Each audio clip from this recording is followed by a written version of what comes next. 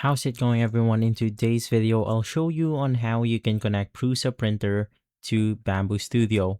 So the first thing that you want to do is to just head over to your project. In my case, I'm going to be opening this project right here. And then once inside, you have to click on the printer section. So it's going to be this drop-down menu. Scroll down, click on the Create Printer. And then we have the printer option. So just click on it and then look for the Prusa printer.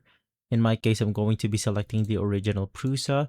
Select your model, modify your nozzle diameter, printable space, and more.